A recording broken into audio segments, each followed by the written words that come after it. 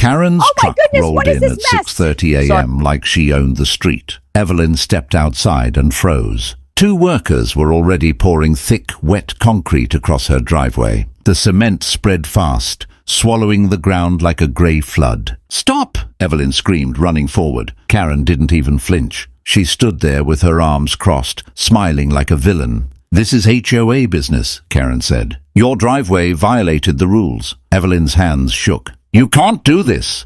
That's my property." Karen leaned closer, her voice cold. "Oh, I can. And if you touch this concrete, I'll fine you $5,000. Evelyn stared at her buried driveway, then at Karen's smug face. And for the first time in 20 years, Evelyn snapped. She grabbed Karen's clipboard and threw it straight into the wet concrete. Karen gasped. "You psycho!" Neighbors rushed outside. Phones came out. Voices rose. The whole street turned into a battlefield. Then Evelyn looked Karen dead in the eyes and said one sentence that wiped the smile off her face. "You just made the biggest mistake of your life."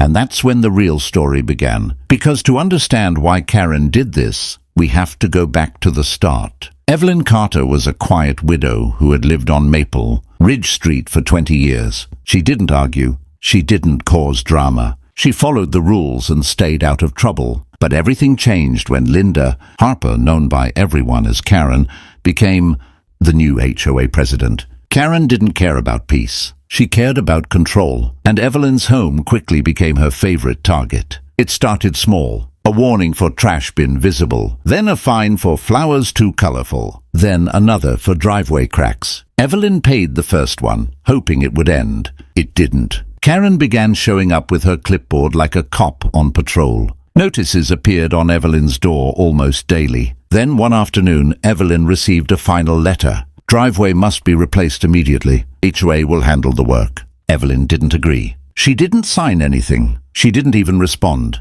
So Karen decided to do it anyway. That's why the concrete trucks came that morning.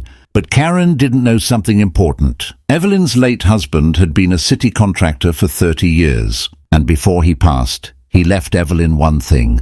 A folder filled with contacts, permits, and legal documents. Everything someone would need when the city got involved. Evelyn made one phone call. Within an hour, city inspectors arrived. Then police. The inspector pointed at the workers. "This is illegal work on private property."